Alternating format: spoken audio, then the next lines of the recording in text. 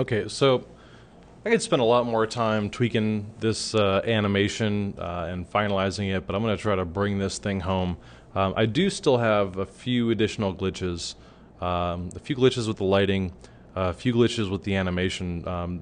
The biggest issue I think that I got kind of a funny tail end to my animation, and the overall timing of this thing is just a little off. And the reason it's off is because as this ball bounces, right now I have the keyframes evenly distributed through time. So, in other words, the first bounce takes as long as the second bounce. The second bounce takes as long as the third bounce, and the fourth bounce takes as long as as all of them. So they're all equivalent.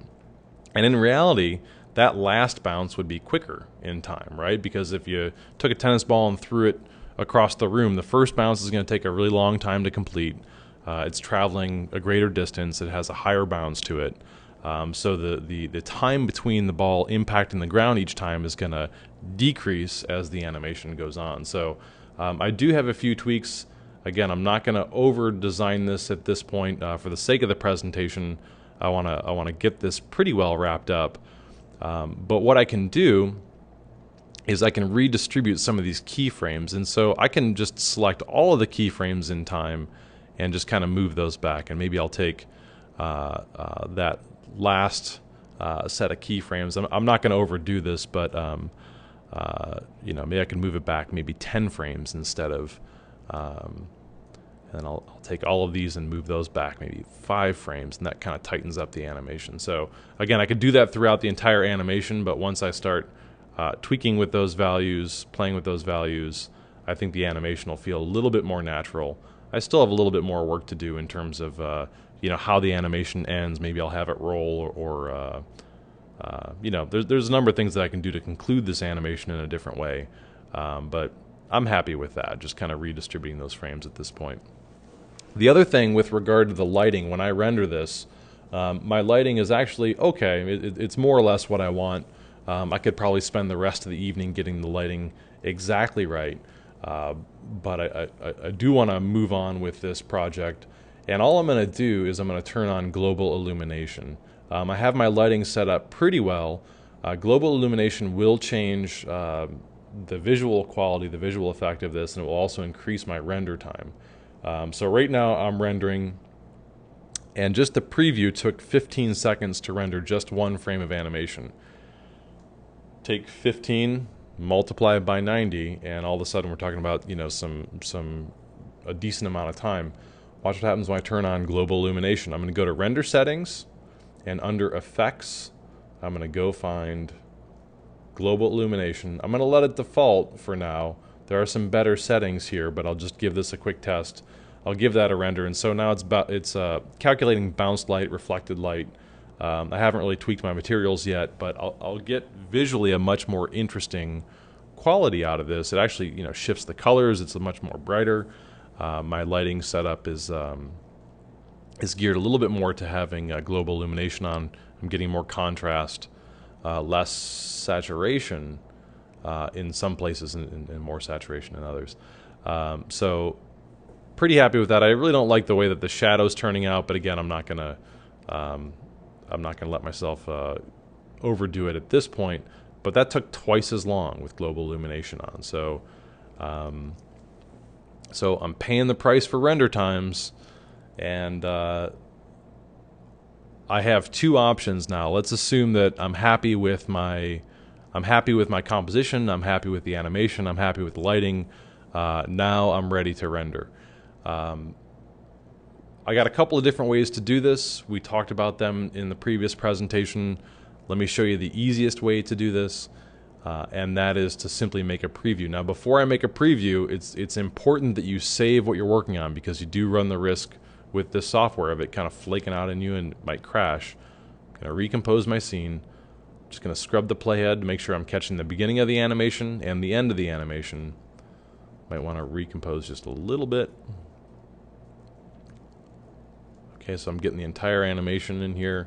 That looks pretty good. I'm going to choose a file, save. I might as well do a save incremental, just so I don't overwrite anything or destroy anything. And I'm going to choose the center render button. I'm going to make a preview. I want to do a full render. I want to render all frames. In this case, I want to bump up my image size. Instead of 320, I might get a little crazy here, and I might do 640. Okay, and when I select a different field, it's telling me I'm rendering 640 by 480.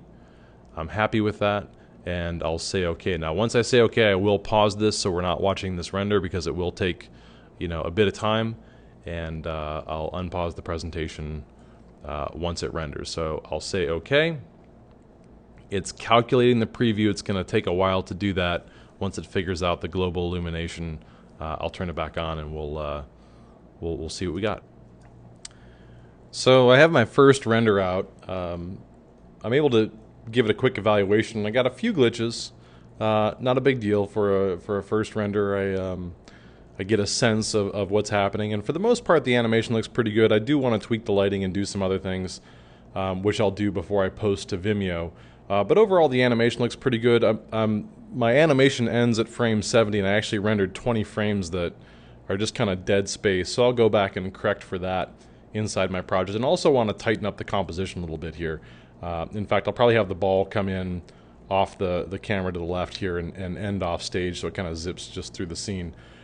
So that's the basic strategy. Once I render a preview, I can do a quick file save as, making sure that the type is set to animation. The format should be set to QuickTime Movie unless you have a compelling reason to change that. And at this point I can say OK, and it prompts me for a destination. Now it is defaulting to my project folder, and I can save this directly in this folder as ball animation 01. And I'll save that. And just a reminder, if I wanted to be, the most appropriate way to save out an animation is actually going through the render settings. And so even though we can generate a quick preview by clicking and holding on the middle render button and choosing to make preview, the most appropriate way to do this, where you gain a lot more control, is by going to render settings, general output. I'm going to run through these tabs really quickly. General can stay the same or let it default. Output, this is where we would choose our resolution. Now under output, there are some really great pre-configured settings. So if I click on this little triangle, I can go to film and video, web, screen, you name it, and it'll give you some resolution settings. So I'll go to film and video, and one of the ones that I like to use is NTSC widescreen. That will set it to 720 by 486. That's a pretty decent one. There are some others as well. Any of the 720s work pretty well, and just notice that they're giving you some pre-configured choices, those based on 29.97 frames, 25 frames. For the most part, you can ignore those. Anything that says 720 is going to be for 720p. There are some options down here as well. Anything that says 1080 will be for 1080p, and we'll talk about some of those options a little bit later in this session. But for now, any of the NTSC DV widescreens will do just fine. That'll give me a pretty good resolution. If you're using the demo version, you will likely be limited to the options that you can choose. In addition, under the output tab, I've set my output resolution. I also need to take into account the frame range. Now my animation, as I mentioned before, I want to render from frame 1 to 70. I could actually say frame 0 or 1 to frame 70 and correct for that dead space at the end of my animation here. But actually what I like to do is just make sure that's accounted for in the timeline of Cinema 4D and render all frames. So I've set my resolution. I've chose to render all frames. Now I'll go to the Save tab, and this is where we will set the file type and the destination. If under the file title field we have two options, we can simply give this a name, and if I call this ball animation 02, I'll increment the file name from the preview that I just made. This will save inside the project folder, in the root of the project folder, so it saves in the same directory that our ball09 project exists. So it just writes it in the same directory. If I want to be more specific about the destination, maybe I have a renders folder, I can click on this ellipsis here and browse for a folder or create a new one on the fly. But by default right now, ball animation 02 will show up in the root of that directory, and that feels good to me. So that's the right choice. So the format, rather than TIFF with Photoshop layers, I'm going to choose QuickTime Movie. Everything else it looks like I can let default. There's no other options that I'm concerned about. All the multi-pass options, I'm going to keep that turned off. The anti-alias options, I'm just going to let them default. Although the anti-aliasing, it looks a lot better if we set it to best, but we do pay a small price for that. For final renders, for your portfolio, for your demo reel, you definitely want to render everything out with anti-aliasing set to best. We'll talk more about that as we push forward. All the options you can let default. I have global illumination turned on, and I've chosen the GI mode. There's a couple different modes here. I've chosen this IR QMC full animation mode. It'll give you fewer artifacts. We're going to take a deeper dive into all of the render settings. I just wanted to give you a really brief overview. And there are some really great effects. If I look at the effects, we're going to take a look at a lot of these effects over the course of the semester. The only other one that I may want to turn on is ambient occlusion. This ambient occlusion has to do with the detail and quality of the light and shadow. But again, you do pay a huge price, just like you do for global illumination. Ambient occlusion is very processor intensive. So I will turn that off for now. I'm going to recompose my shot just a little bit. I'll zoom in just a bit. I'll scrub the playhead.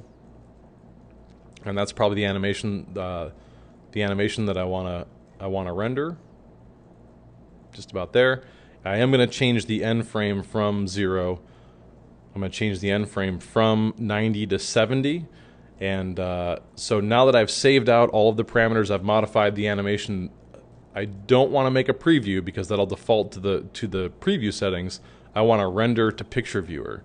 When I render to picture viewer, it's going to render out each individual frame based on the render settings that I've chosen, and I'll be able to go in and open this project up inside my project window here in a short bit.